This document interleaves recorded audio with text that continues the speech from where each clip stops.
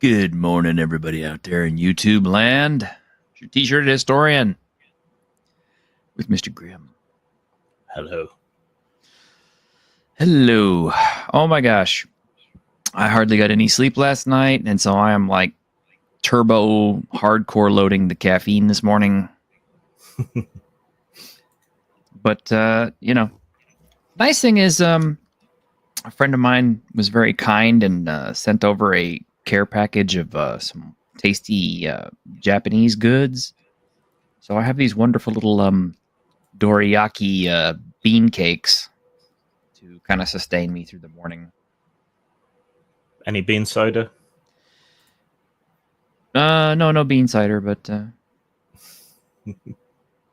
there's a joke there, I'm sure. Yeah, I'm gonna get you sucker reference. The bean cider. Oh God, it's been so long since I've seen that movie. It is too early for that kind of joke. My brain's not fully 100% cognizant of itself yet. Yeah. All right, so stay tuned until after the show, where I think we're gonna run into our Ashes Without Number review. I believe that is some sort of plan-ish. Yeah, because everybody knows I'm a huge fan of Kevin Crawford, and I hate for Grimm to just go and review Kevin Crawford stuff without my input. I can't be trusted, apparently. You can be trusted. It's just, I have so much more to say. Since I'm the one who's always running it. But yeah, that'll be coming up right after this show, so don't run too far away from your screen. But let's talk about another review of something that we just did, which is, this is the end of the season for this year. As everybody knows, I only run Dungeons and Discussions for a few sessions during the summertime as primarily just a way to talk about gaming and game things exclusively, because our normal show is a pop culture show. So we talk about toys and games and video games and movies and TV shows and comic books and, all the other cool stuff. And it's kind of a mixed bag, but Dungeons and Discussions is pretty TTRPG focused with TTRPG guests and questions from you guys that are TTRPG focused most of the time.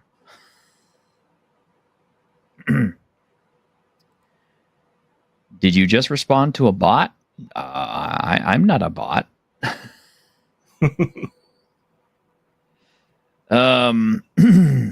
Gorgons. Yes, I did get your book. I did get your book. Thank you very much for sending that. That was nice. Came through intact. Looks really good. I'll do more on an unboxing video so that everybody can enjoy it and you can get a full treatment on it. I have a whole pile of books I need to actually do for unboxings, so I'm kind of behind. I don't have many new books to review. Just Ashes Without Number, and Jim Raji just sent me some Lamentations of the Flame Princess stuff.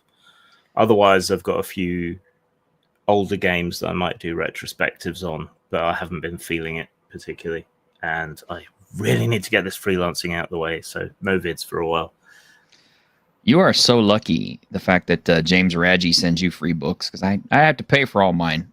But I buy them all, so, I help keep him in business. And even if I don't run the game, I'm always under this crazy impression that, hey, these are going to be valuable because they're limited runs. Well, I'd say we're friends, me and Raji. We have a lot in common. Been through a lot of the same shit. I like his style. He likes mine. So, yeah, we talk. We bitch. We stitch and bitch about the state of the industry and stuff quite often. So do we. Yeah, we do. Oh my gosh. That is probably something we should mention, is because it does pertain to the state of the industry. And while it isn't a going concern yet. I do foresee a second neo-satanic panic coming. Mm. You know, it won't be called a satanic panic because the outcry will not be against, devil worshipping in TTRPGs or anything like that. But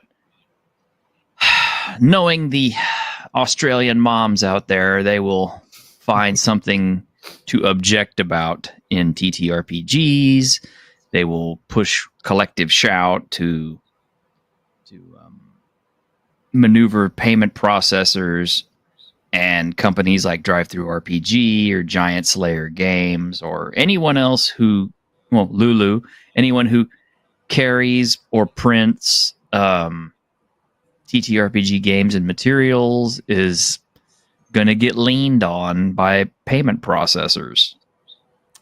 We might slip beneath notice. What happened on Itch might be as close as it gets, just because they host TTRPG stuff as well. So I feel like their sights are set on computer games, and it'll be GTA, whatever number we're up to, before too long. That'll be the next lightning rod, I'm sure. Are they conservative Christians? Because as far as I can tell, they're not. I think I talked about this a little bit on the other show. So they style themselves feminists, but they have lots of links with conservative Christian groups. It is this weird alliance we seem to see going on between radfems and more traditional conservative sort of forces in society that have typically been responsible for censorship. Over here in the UK, you have the more traditional moralizing conservative types getting into bed, metaphorically speaking, with a lot of sex negative radical feminists, swerfs and turfs, people like that, and it's quite a powerful constituency, unfortunately. Well, whatever their origin is, whoever they're linked to, it doesn't matter to me so much as the fact that they're actively engaged in removing and taking away things that I either do enjoy or might enjoy. And that to me is the whole key word, might. I might enjoy this. It doesn't matter to me either which wing of the chicken the censorship is coming from, but I mean, just look in the chat, people being tribalistic about it, trying to blame the other side. I think that misses the point. The point is they're a bunch of small c conservative dickheads who want to stop legal adults from purchasing and enjoying legal material. So exactly, that's what you need to focus on. Right. And it's not like all TTRPGs are racy or all TTRPGs are problematic or anything else. It's just they pick a particular angle to attack, no matter how big or how small it is, and they just harp on it. And initially, companies like Steam ignored them and just wouldn't give them time of day. So that's when they started moving on the credit card processors, and the credit card processors started getting stuff done. I did say small c conservative, Paddy. You can always jump in here, Paddy. You know that. Not big C conservative. I'm honestly, I'm less worried about who it is and more a case of the fact that they're doing it. Okay, it's censorship, just plain and simple. That's what it is, and it doesn't matter who it's coming from. I'm against that. No matter what I consider myself personally on the political spectrum, or no matter who I voted for, I'm pretty sure nobody really wants censorship, because it's not the fact that I really needed the games with certain types of content that a lot of people may find morally objectionable or whatever like that. It's the fact that I have a choice, the choice to be able to engage with it or not. I'm an adult. I'm over 18. I'm very well over 18.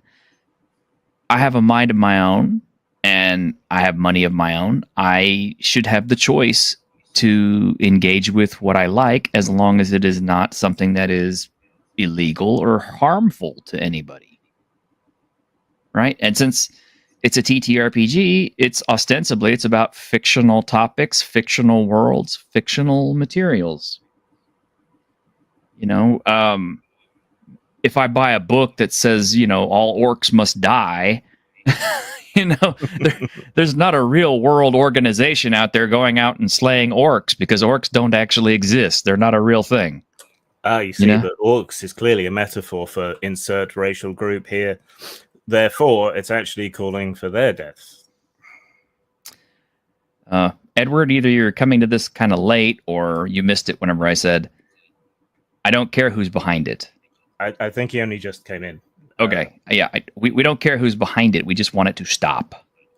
Yeah. You know, I'm less concerned with assigning blame for who is behind it as a case of stop doing it. Because it's the credit card processors in the end who are ultimately bending the knee to these companies and choosing to restrict on a moral basis for these people. What's bothering me is a lot of younger people I'm seeing online, like on TikTok and stuff, are saying, like, yay, they've banned porn and so on, and then immediately turning around and saying, oh, but, you know, they're starting to censor these other things, and that's bad. So, right, no, you have to stop it at the first at the first point. Right? That's where the line in the sand needs to be. You don't like porn, don't buy it. You know, you don't like a particular political commentator, don't watch them. Or watch someone else, you know. But people, the tribalism, the footballification, as James O'Brien here in the UK calls it, has gotten into people's brains so deeply. It's just it's fine when I do it. It's the order of the day. Yeah, Magnificent Devil. I kind of agree. This is, you know, it's the credit card processors. They were basically waiting for a chance to do something like this. And this was the excuse that they needed.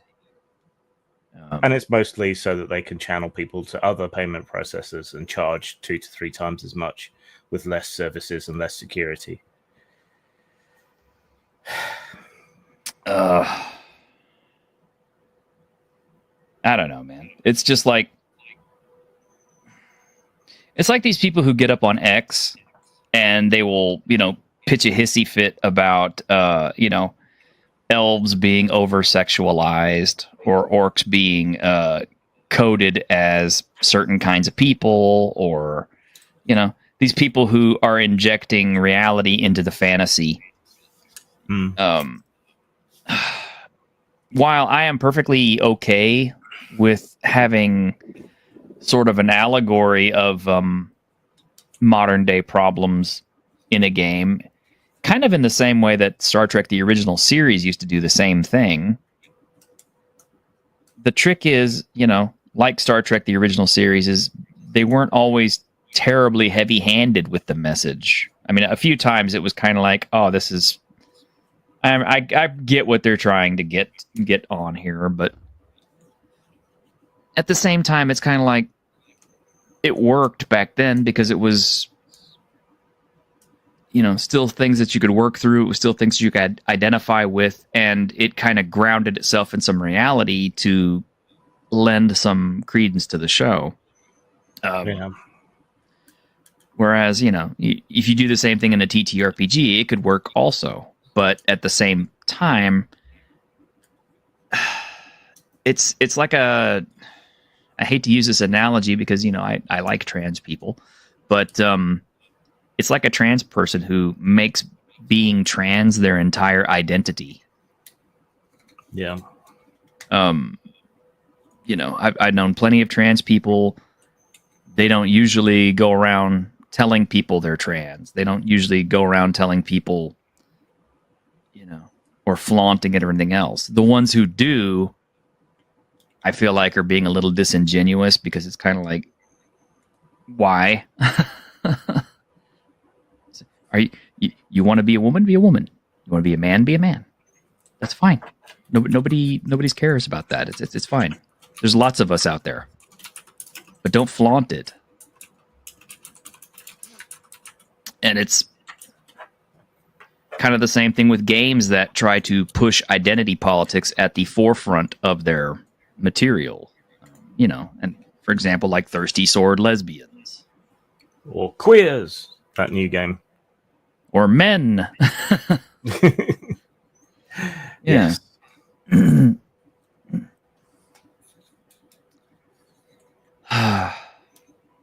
Just makes me want to be more transgressive. So, yeah, I'll probably get into trouble again soon. Oh, please don't, because I'm writing stuff for you, and the stuff that we're writing is kind of edgy in its own way, and it's supposed to be a throwback to old Metal Hurlant, which was not necessarily a political thing, but it definitely skirted the line between decency and shock. Yeah. For ages, I've wanted to do like Harlan Ellison's Dangerous Visions, but for RPGs, like a little collection of scenarios by professional TTRPG designers that are dangerous ideas. Play around with something transgressive and nasty and naughty, but I don't know if it's viable. I really need to get some more concrete plans in and talk to some people. Yeah. Yeah, nerdity, exactly. It's, people want to live how they want to live. That's fine. And then, and by the same token, so do the rest of us. If I come home and I've had a rough day, and I want to look at something, I want to look at some nice boobies or something like that, I get up on clips for sale, find me something I like, and pay my small amount of money to watch and enjoy, and I have the happy brain cell chemicals activate, and I'm good. Isn't that why we work? So that we can, so that we, if all we do is work and pay money for bills and all that kind of stuff like that, then what's the point of living? Well, it's far easier to go after people's escapism than it is to actually fix anything in reality. So that's what they do it. Let's talk about something fun instead. I am so I feel defeated, to be honest, from all this stuff lately. I agree. Because it's just like it went from one little thing and it has snowballed. Now we're up into like week 3 of it. And I don't see any end in sight. And all I see is more and more censorship, more and more stoppage, more and more of the checks.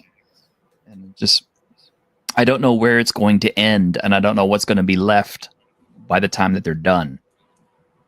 All I do know is right now, I have never been more happy and more right when I say physical media is the best. It's your friend.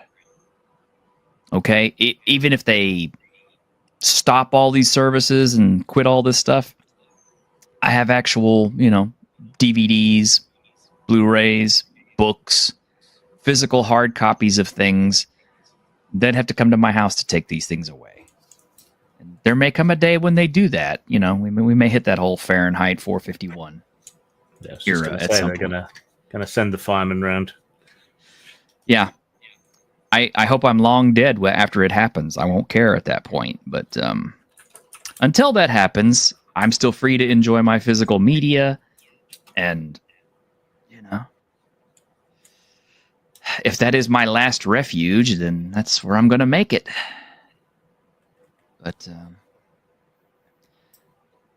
anyway, I would encourage the rest of you to do the same thing. If there's something that you really love, make sure you have a actual copy of it somewhere. Even if you never use it, just archive it somewhere, keep it safe, because there may come a time when you have to break it down off the shelf because the digital copy has been disallowed, or you're not able to buy a digital online copy or something else. And I would encourage anybody out there who makes digital products to also offer a physical copy somehow, because, there's nothing that really feels as enjoyable as sitting at a table with your friends if you game and having a physical book in your hand and rolling physical dice. Actually having people to talk to on a, eye-to-eye tabletop basis. Ew, humans. Yeah, I know. So Fun stuff. All right. So maybe it's not so much fun because we just finished up Fabula Ultima. Was it not a fun game? It was a fun game.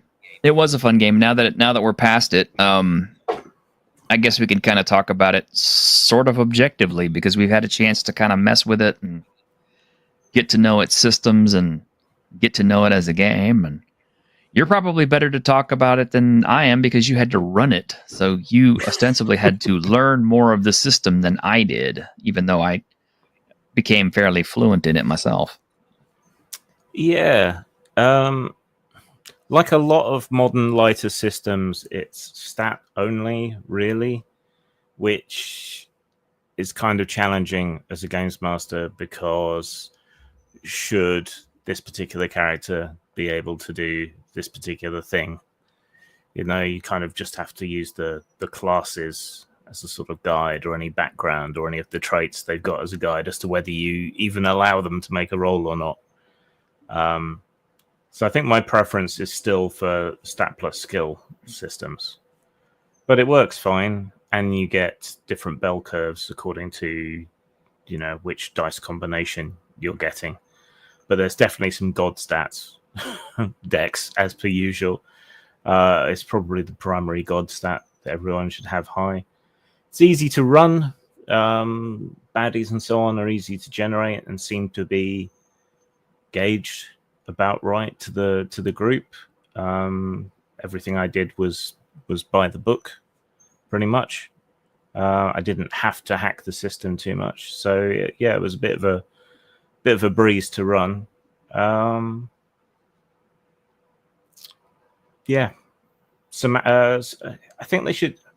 It's not so much useful to me, but I think they should do some actual setting books rather than broad category sort of types of settings. I'm a tinkerer. I like making stuff up.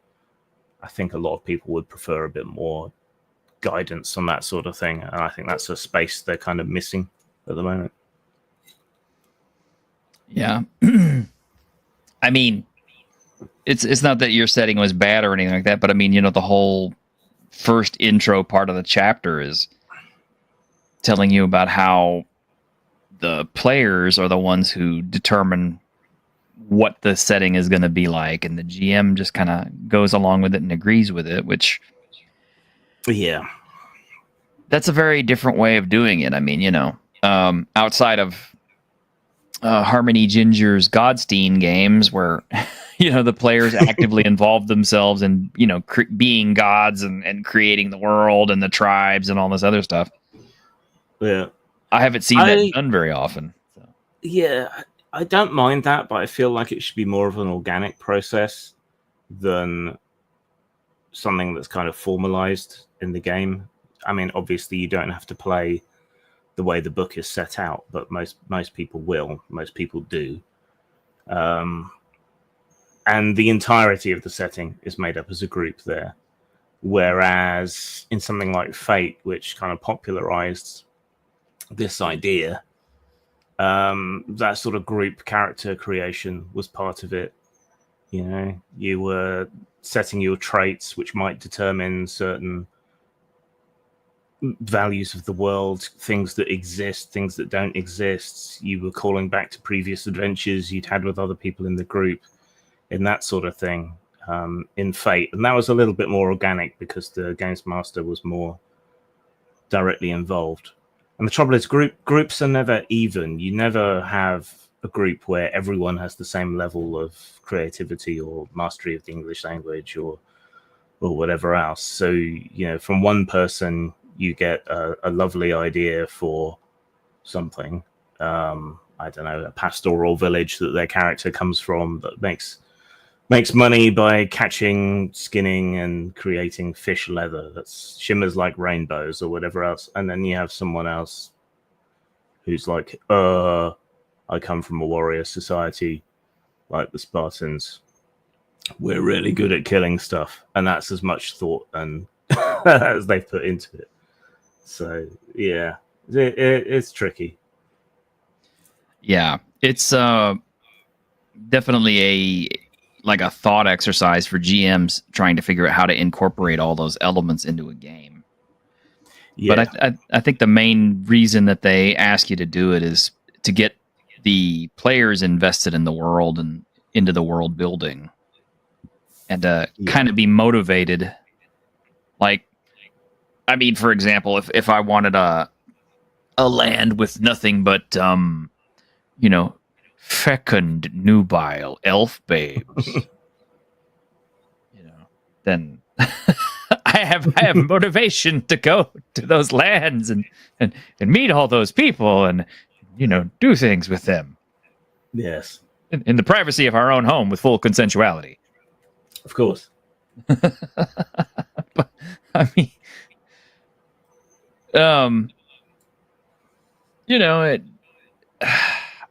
I think it's a neat idea as far as the world building goes.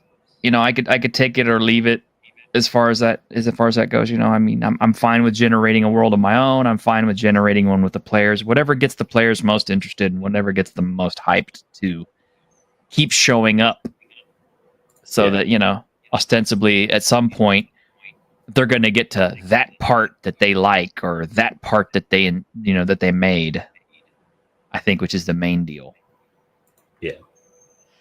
My real interest in the system, as we saw during the games, was figuring out all of the really cool combos that you could do with a character. And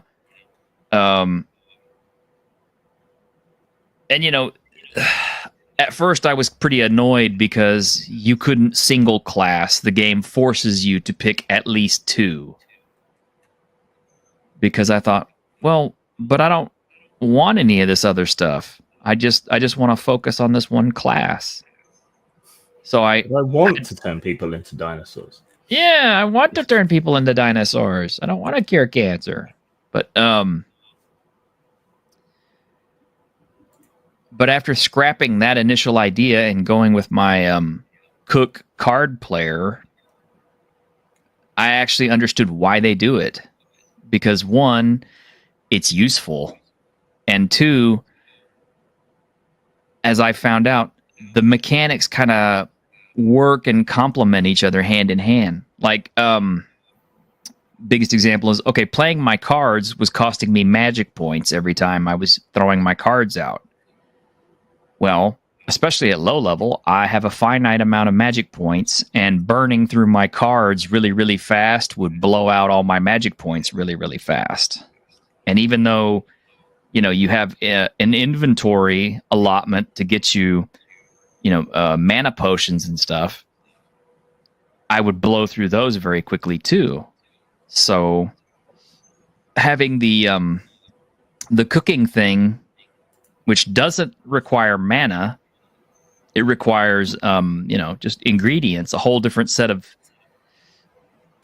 rules for how it casts its stuff, and using that as not only a way to replenish my mana when it was running out, but also to buff the party out and to also still be able to deal damage whenever the cards weren't in my favor, ended up becoming tremendously useful. As a matter of fact, after I started seeing how, when you start running a gourmet character, you're never quite sure what your ingredients put together are going to do. So you have to roll them up randomly. So I started keeping a list, of course, about what certain ingredients would do when you started putting them together and using them. And as it turns out, most of my stuff was designed to buff or heal or restore points. So by fate, I kind of ended up being the game's support character. But that doesn't mean I still couldn't, dish out some of my own offense, because, when the cards came up the right way, I could put the smackdown on enemies pretty hard. Yep. Just and unreliably. Just unreliably, yeah. But that was the fun part of that whole set of mechanics. It was just completely random all the time. I didn't know what the ingredients were going to do. I didn't know what cards I'd have access to round by round. It was a crapshoot every single turn. And some turns I didn't really have any better options than to just run up and stab the monster. But, I think it was more fun than sitting there and having to, have definitive choices. Because at the very least, if I'm rolling together ingredients and coming up with something, at least I can just blame the dice for what happens and not have to take responsibility for it. Oh no, guys. Sorry about that. I accidentally combined this healing potion, but you guys can't use skills for the next round.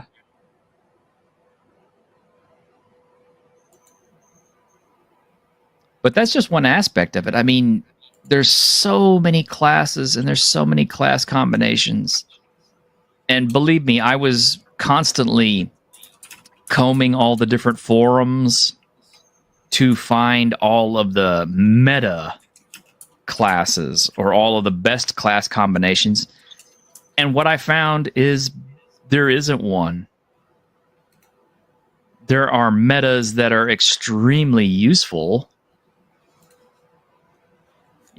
Like if you put together certain types of classes and get the right kind of skills, you can be extremely useful at one thing or another. But there's no end-all, be-all class combination that's going to make you win the game. Yeah.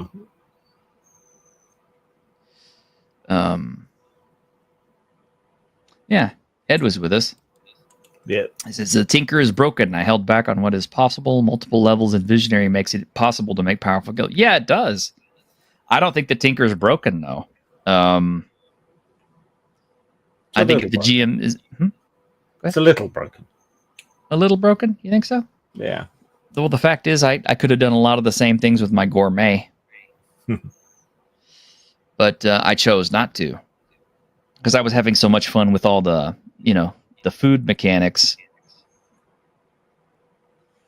Dust says, I thought it was appropriate that the Guardian couldn't do tons of damage, but they could always put themselves in harm's way to save others. Yeah. Your character becoming the tank pretty much really spared a lot of us a lot of damage and a lot of suffering. You didn't see what I could do with my droid. No, I've heard about that too. Mal, who is not in the chat, which is kind of sad, also had a pet. And that is the one thing that I've heard is very overpowering in the game is people who have pets or pet classes.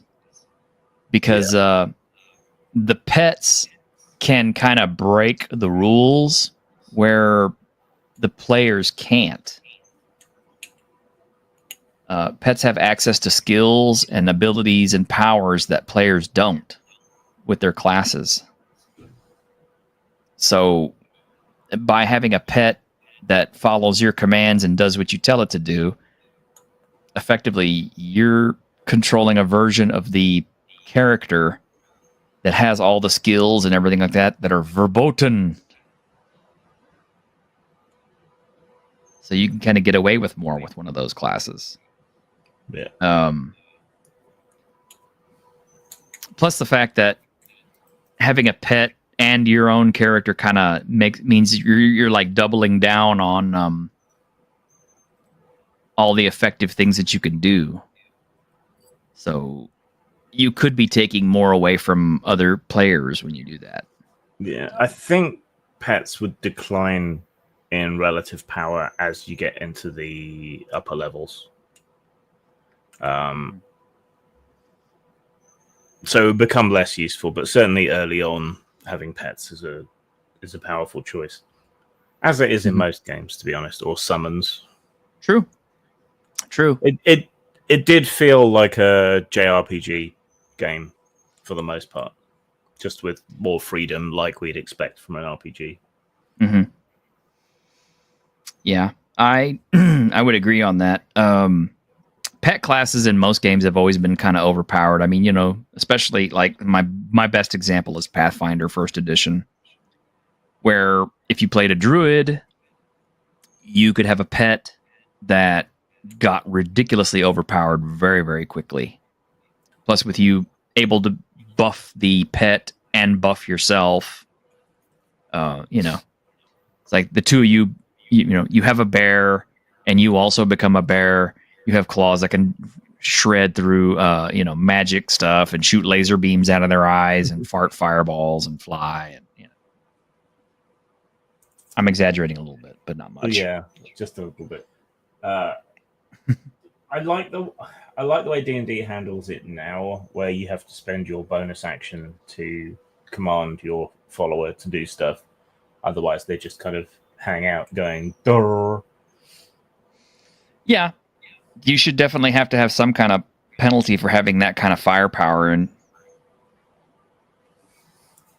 I don't know, maybe that's the trick to introducing mecha to games, is the fact that, your pilot can do, all your regular actions, but your mecha basically counts as your pet.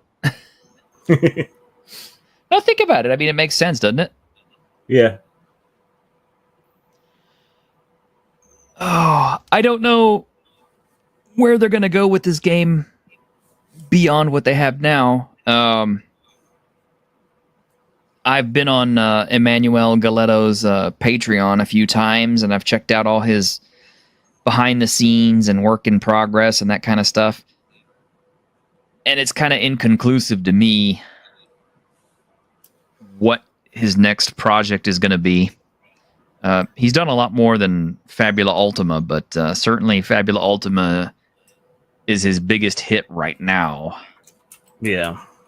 I don't have figures on how well it's sold and how well it's doing and how many people are playing it, but I would wager it's a pretty fair chunk of people out there playing it.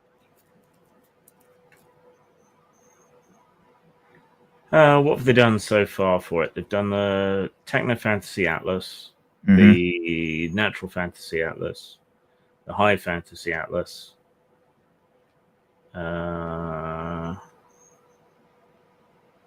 Is that it? Yeah, pretty much. I mean, and there's a Games Master's Guide with a screen, but other than that... Yeah, that's not much of anything. I mean, something Phantasy Star-ish, more science fiction than fantasy, they could do.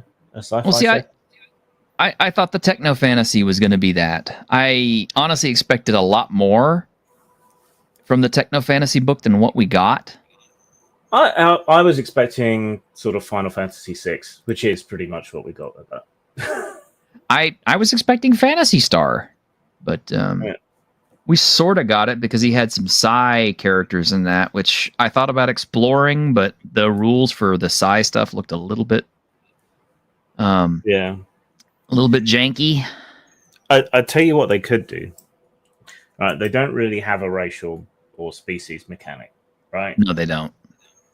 This is an instance where race as class would make sense to bring back. Yeah, it would. Currently, they do offer certain races as quirks. And that is, like undead and robots are quirks. They're not actually, classes. But if you did like a robot class, you could have the various bonuses that they have for various things, depending on normal class, representing your racial capabilities. And then you could have racial skills. So, yeah. The difficulty on that I could see is it would run into the same problem that stuff like 3.0, 3.5, Pathfinder all ran into, and that is you end up taking certain classes with certain abilities, and then you end up taking certain feats and certain races all combined to min-max your potential, and then you get a metagame out of it. Yeah. Well, you kind of already get that. You do, but not like the potential to be abused. Like, let's say, okay, let's say a robot is becomes a class instead of a quirk. Now all of a sudden it's kind of like I'm hunting down all of the best stuff for the robot class that synergizes with, say, like the artificer class. Yeah. And there are cases where some abilities and stuff could double up or interact in such a way as to become game breaking, as most games tend to, because I tend to find that's the problem with a lot of games out there, is the fact that the core book is usually really solid foundational material that you can build on and you can play on, and beyond that you don't need very much else if it's well written. Yeah. But the problem is we live in a real world, and the truth of all gaming publishing is it is publish or die. So if you're not constantly coming out with new games, you have to come out with supplementary materials to what's the word I'm looking for? To shore up, not to shore up, but to supplement, to support the games that you already have out. Yeah. Which Otherwise, is best for me because I fail on supporting stuff. Yeah, I know. Because everybody wants a follow-up to Whitechester, and you still haven't done it. But yeah. It's because I'm on to the next thing, the next exciting idea that interests me. But yeah, it is an aspect of the business that if you're not constantly and consistently publishing for a game line, people assume that it's dead and that nobody plays it or will be interested in playing it. They want that constant trickle of supplements, even if they don't buy them, just to feel that the game is alive, even though technically you could take a core book for most RPGs and play out of that forever. Yeah. I mean, a good example, and I hate to keep going back to this because this is like such an old chestnut, and I'm sure there's people out there who will go, see? But first edition AD&D, it pretty much, as long as you had a player's handbook and a DMG and a monster manual, beyond those 3 books, you really didn't need much else. And as a core set of books, they did extremely well all by themselves. Do you need deities and demigods? No. It's nice, it's helpful, but you don't need it. Did you need the wilderness campaign setting? No. Did you need the cave system thing? No. You didn't need any of that stuff. And certainly there's people out there who will, sit there and on their dunghill and crow about, I don't use modules. Like, good for you. Clearly you're not open to other people's ideas. That's, that's more of a limitation on you, sir. Those things are just there to help you. But, that was a game that could kind of exist in a vacuum, and it was fine by itself with its 3 core books. And that's something that most companies have never been able to repeat the success of. Vampire the Masquerade, if all you had was the single green book, that's pretty much all you needed. Even, Mark Reinhagen was opposed to putting in more clans and all that and telling you how the world works and all these other things. Lots of other gaming systems, they're just fine if all you do is you have the core book and nothing else. But players want to know more, or they want to add more stuff to it, or they want to know how to do more things using this system. And publishers are kind of pushed into making supplements and building more stuff up. And so the game gets more and more convoluted, and new rules get introduced, and sometimes players find ways to break what worked perfectly by using a new set of rules. Like, how many people out there in chat actually think the original AD&D first edition Barbarian is broken? Because that was an add-on. I'll wait.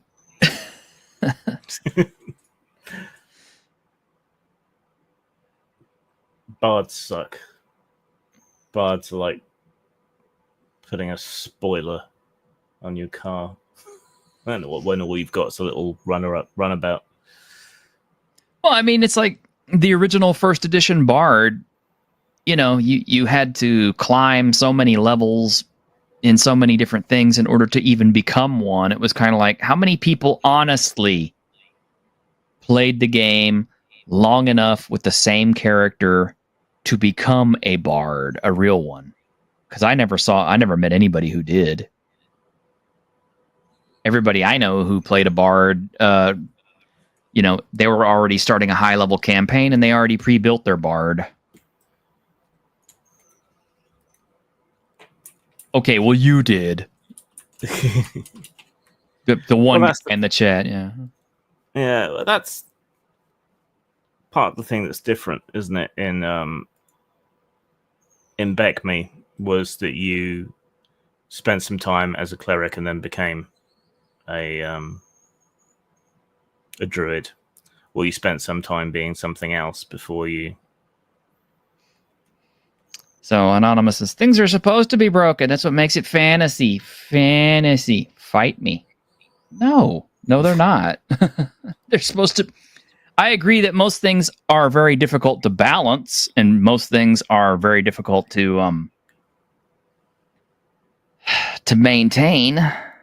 But they shouldn't be just straight up broken. No, unless you're a Palladium player, in which case, knock yourself out. I mean, that system is just, I mean, Rifts is so, I mean, janky. Yeah. It can work.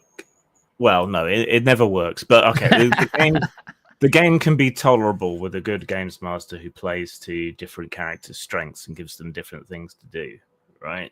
Right. But your standard Rifts game, if you're playing like a City Rat or something and someone else is playing a Glitter Boy, you're screwed. Yeah.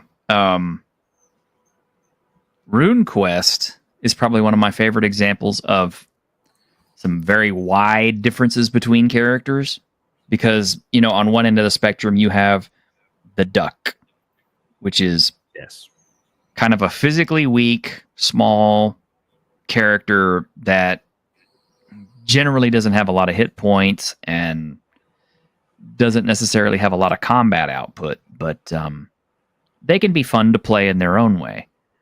And on the other end, in the same party, you could have a Great Troll, which is like, you know, I mean, they're literally monsters. They can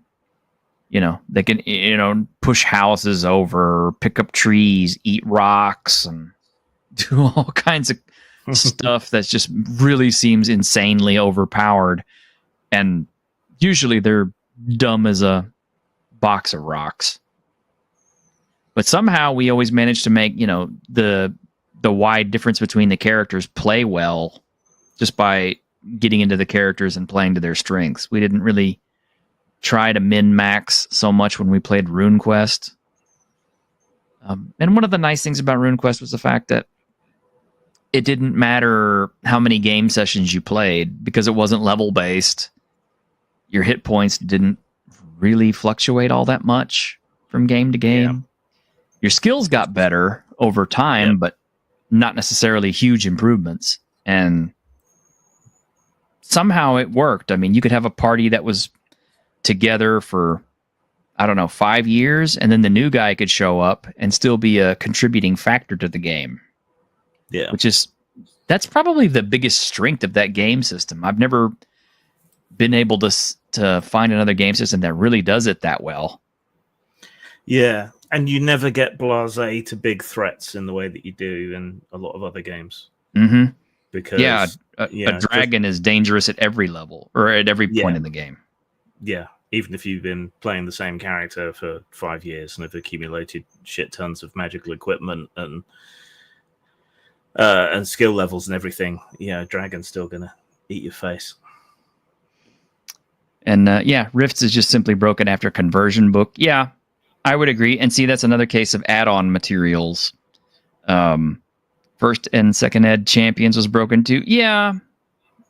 All of the hero system and GURPS games tended to be kind of broken when you played something like a Supers game, because you inevitably had that one guy who could play with the numbers enough to where they could build, Azathoth, the guy who sits at the center of the universe and explodes and destroys every single other thing in the universe and survives it. It isn't some of that on the Games Master though, saying no, you can't have that combination, or I'm the kind of GM who would let a guy do that, and then as soon as they do it, it'd be like, okay, well, this campaign is over with. You just destroyed everything in it except you. You're literally the last thing left in the entire universe. Hope you had fun with that. So on to the next campaign. Maybe you won't play the same character in the next one.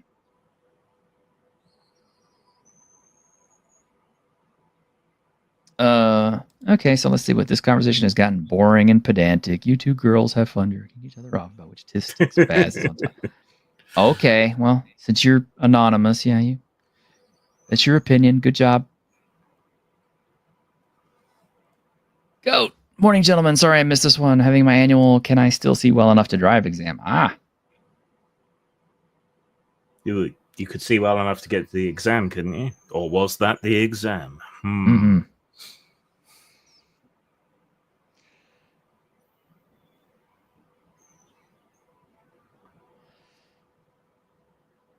So where do we go from here? So no, I'm not allowed to be pedantic. That's like 90% of nerd conversations. So it is, isn't it? I mean, I thought that was the whole fun. That was part of the whole point of having a panel discussion and talking about stuff, was the fact that everybody kind of brings something to the table and enjoys, and being a little pedantic about it in the same sort of kind of autistic way that, you can sit there at the table, at the lunch table, and say, well, I think that Shazam could not beat Superman because in issue number 544, you see here that, clearly Shazam has some weaknesses to Superman's powers. Yeah.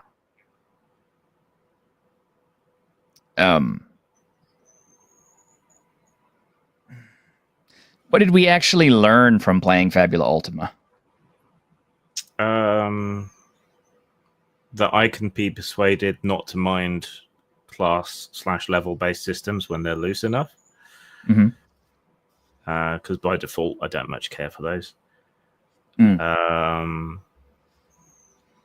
That it's a game you can play with very little prep, which was sort of something I was toying with behind the scenes. Just having the most vague idea possible before we started playing. It seemed to work. That even when you're trying to do just a simple episodic game with no particular campaign in mind, campaign stuff emerges, because we ended up rescuing that ship and doing missions along the way to put it back together. I was just going to bring this up too. Hal says that there's no point making multiple characters for it. There really isn't. I mean, because that was our premise to begin with, is everybody was like, oh, let's make multiple characters and switch them out and stuff. And I was the first person who noticed that. It's like, if we keep doing this, we're going to lose basically a sense of progression and miss out on a core mechanic of the game, which is building up the bonds between each other. Yeah. It's not so much that I minded Mal's super duper powerhouse combat monger god character. It's just kind of like he had zero personality. I mean, Yeah. he just Whereas Dragon Boy had lots of personality. yeah, Dragon Boy had lots of personality, just like in spades.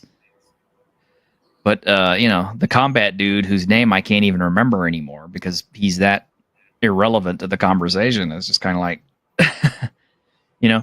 he'd switch him out. He'd bring combat dude in. Combat dude go stompy stomp and then go leave. And it was just kind of like, okay, well, thanks for helping us out and swinging in to save the day there, Spider-Man. We did use bonds, or some people did, but not as much as we probably should have. I tend to find people forget about mechanics like that. So, it can be hard to keep them front and center. We did use bonds, Edward. Mal actually kept pointing them out over and over and over.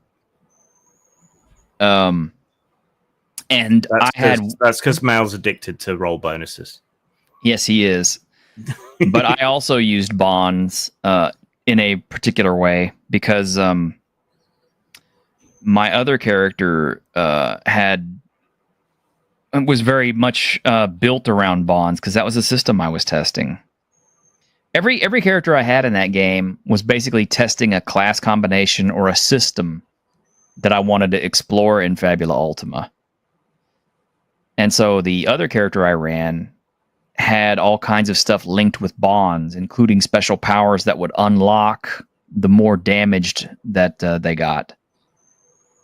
Which was another system I was testing. Was it's like what happens whenever you hit critical mass, and what happens when your bonds are at peak levels and stuff like that. And eventually, it ended up kind of winning one of our boss encounters for us at the cost of my character dying. Which, the sad thing about it is I noticed that most of the other characters didn't really seem to feel the loss that much. Well, we didn't have that much time with a character to get attached. True. That would have been more fun to play with, like, from the beginning.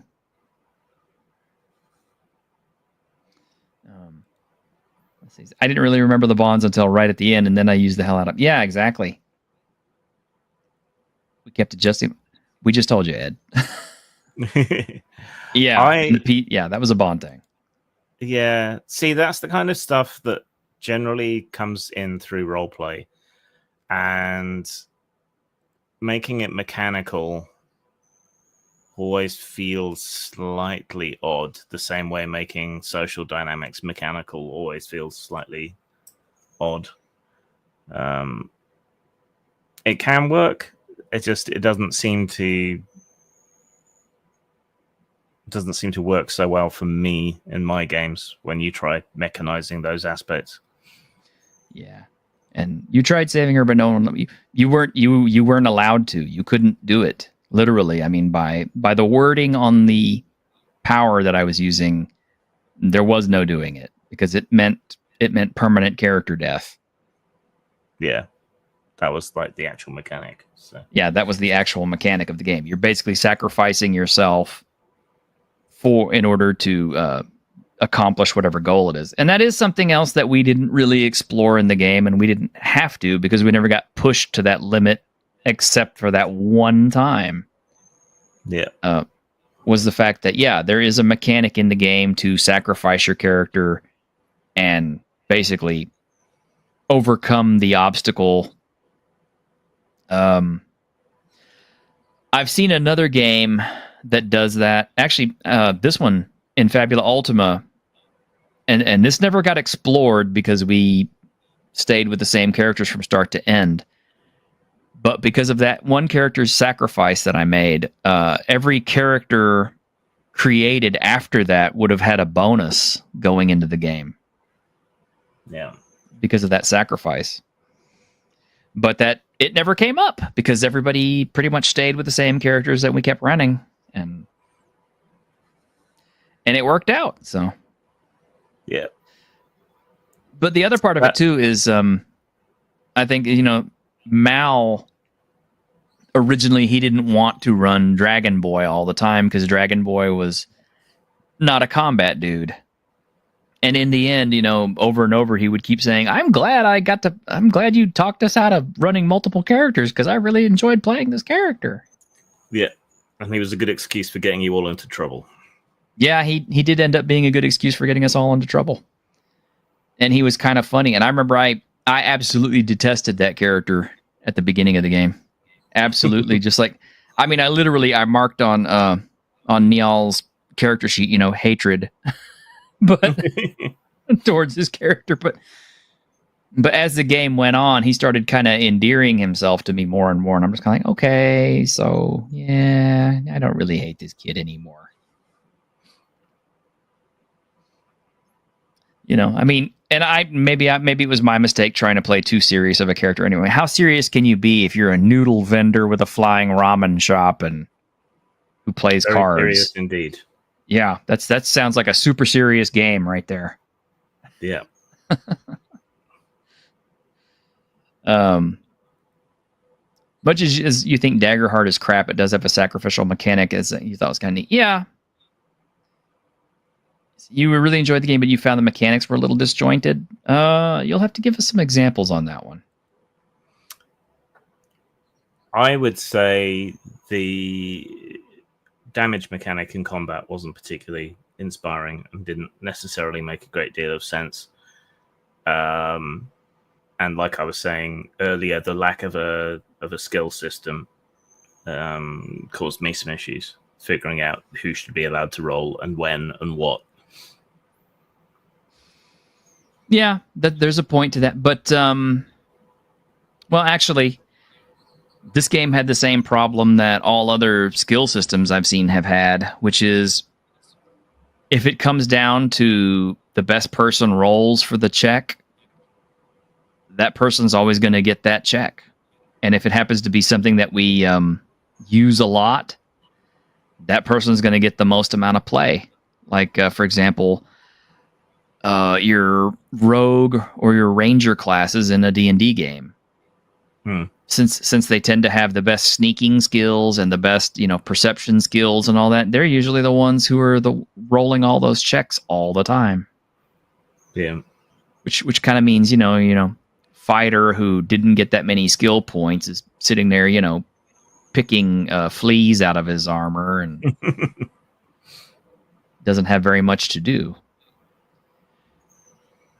But I think that's a problem in every single game you play. The only solution I can see for things like that is literally you're going to have to use a little bit of GM fiat or a little bit of GM finesse and keep track of who rolled the skill check last time, and just keep a little revolving door of who makes the next skill check. Because that's the only way to give everybody a fair chance at doing it. Not only that, but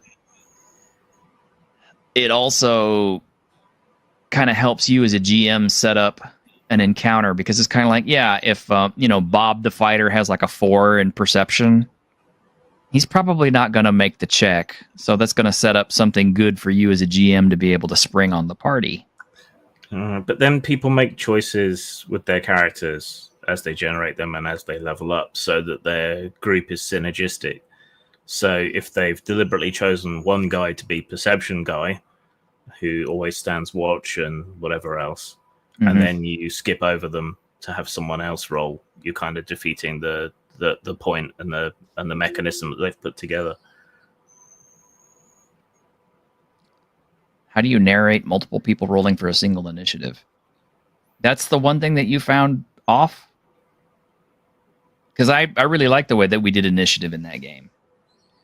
In fact, I would like to see more games do that. Where it just simply... I think all initiative systems have one problem or another. So you just choose whichever one you don't mind the problem of. Yeah. I'm pretty much in favor of letting the players always go first in any game I run. for the simple fact that it becomes a case of you choose to engage, disengage, or do whatever you're going to do. And at that point, I cannot be held responsible for what happens to you after that. If there is 20 bandits approaching you and I give you initiative and I give you time to do whatever it is you're going to do, you can't bitch at me later and tell me, it's like, well, you didn't give us a chance. What do you mean I didn't give you a chance? You had initiative. You had all the time in the world to do something about it. You chose to stand there and fight against insurmountable odds. Is that my fault or is that your fault? That's part of the art of games mastering, I think. That doesn't necessarily get talked about very much, but the way verbal emphasis can give stuff away or can be used to indicate stuff to players, right? So in your instance, it sounds like you stressed the fact that there was danger several times, but they refused to pick up on it, right? Yeah. Where in another situation, you might be describing a room in a dungeon and you describe most things generally, and then you describe the one thing quite particularly. There's a room filled with old furniture, a wardrobe with ornate carvings over it catches your eye amongst the others, right? You're drawing attention to that one thing, so they're more likely to investigate it just because you gave it narrative weight. Right? True. Yeah, it's like the people who say, yeah, you walk outside and you see a gazebo out back. Oh, get the fireball ready. Yeah, or if you're traveling to a location, you don't normally put much thought into it. But then if I pause what we're doing and say, okay, how are you approaching the farmhouse? Right, suddenly everyone's on edge, right? And behind cover and all the rest of it. It's just pointing something out or taking stock or asking can change how people approach something. Okay, we didn't see enough spellcasting. Weren't you paying attention? Every time I ran a character, I was casting spells. Every time I was throwing out a gourmet meal, that was spellcasting. Every time I threw cards, that was spellcasting, because that was magic points being expended. And then, of course, I had my actual necromancer character, which literally did cast spells, which I only played her once, just because it's kind of like, A, nobody really seemed to like that character, and B, everybody kept pushing me to play Niall. So I was kind of like, okay, well, I'll bring Noodle Boy in because everybody seems to like Noodle Boy. He was fun. She had spell casting abilities, but I found that there wasn't a whole lot of cases to use it. And maybe that's something that system really kind of doesn't have. I did notice that as far as spellcasting capabilities go, it's not like other games, in the fact that, you play D&D or some other game system and there are a lot of utility spells, open door, bend bars, whatever, stuff like that. They replaced that with the ritual casting capability, which handles everything that isn't an action spell, really. Yeah.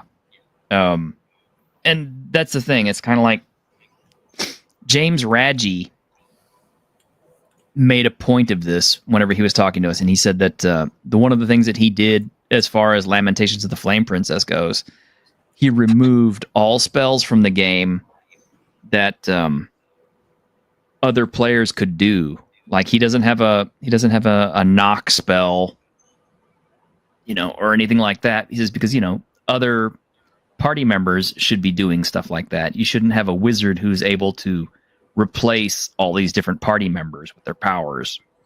Yeah. In Lamentations, wizards are there to get horribly mutated and then to explode, showering everyone in Dayglow guts. That's what they're for. Pretty much.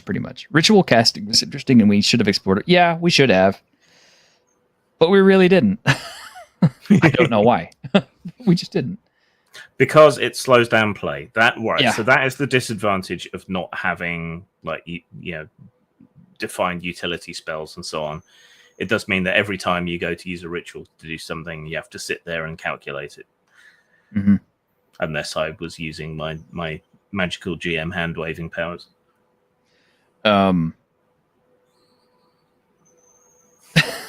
Delver. So what James Reggie knows about game design could fit in a thimble, and I'd still have room to play a college football game. Oh, come on now. That's not fair.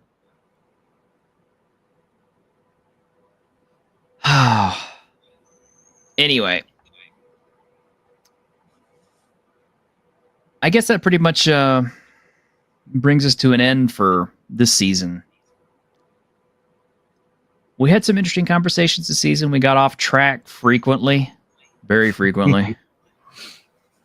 And this is like the first actual, session we've had where I actually feel like we stayed on TTRPG mechanics and TTRPG stuff. Yeah. For most of it. I mean, the card companies notwithstanding, because that's something that affects everybody. But I've enjoyed doing these, and I definitely get more of an uptick in interest on my channel whenever I do it. It's a pity I don't get more likes and subscribes and tips, but I'm looking forward to seeing how the hobby changes over the year until the next time that we do this again. What kind of foibles Wizards of the Coast will commit, or if there even will be a D&D after this next year. I don't know. I mean, D&D will survive. It will just do badly for D&D. Yeah, I think so. Like, I don't think D&D will ever 100% completely die as a game system. And when I say D&D, I mean current edition. Obviously, past editions still very, very much in play. Especially first edition AD&D and BX. Those are kind of like landmark cornerstone. People are still playing them to this day, still enjoying them, still getting killed by them, and that's cool. But I mean, current edition D&D, I think it'll still be there a year later. It'll be there 2 years later. I've always said it's the biggest animal in the forest, and every time it moves, the trees shake and everybody falls out of them. So, yeah, D&D as a brand will survive. The TTRPG is a certain. Yeah, that's true. 5e will become the new Coke. 5e is the old Coke at this point. Yeah, 5e is the old Coke. MySpace used to be the biggest in social media. Yeah.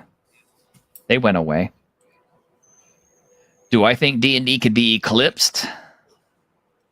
Not entirely. I mean, even when 4th edition was out and people were, actively not playing that game and playing Pathfinder over it, Pathfinder may have overshadowed it a bit, but it never 100% eclipsed it. And to this day, you will still find people out there who will stand at the top of the dunghill and scream that 4th edition is the best edition of D&D that it was ever created. Those people I just laugh at and say, hey, look, you're standing on a pile of shit. But they are king of shit mountain. So There they are. Yeah. So I do hope that Shadow Dark continues to do well. I hope Shadow Dark continues to eat up a lot of good, market share for D&D. I really do.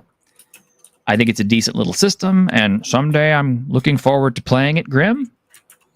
Yes. Is that a request? That is a request. That's a very thinly veiled request. Also, Machinations of the Space Princess, because if I'm working on this thing, I deserve to play it. Yes. Yes. All requests must be submitted in writing.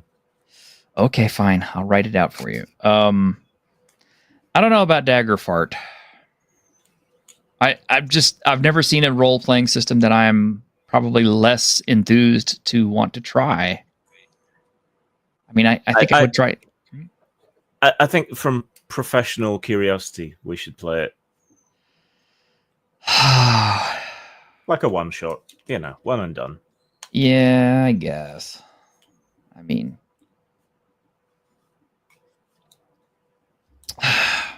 just for posterity's sake, just so I can say, well, I gave it a try.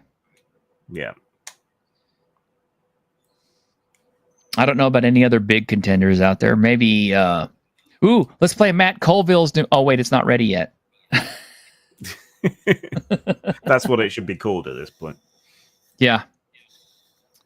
Yeah. And I will keep, of course, trotting out, Kevin Crawford stuff as soon as it hits print because Speaking of, that's coming up next, guys. So I'm going to go ahead and end this stream. And Grim will start up a new stream, and we'll start talking about Ashes Without Number. Goat. And I will, yes, it's a tentative, yes, but it won't be very different to the first edition. It'll be like the way DCC does stuff. Yeah. All right. Yes, new stream where we will see you in a minute. Yes. Y'all take care, and we'll see you in a couple minutes. Look! The Dungeons and Dragons ride!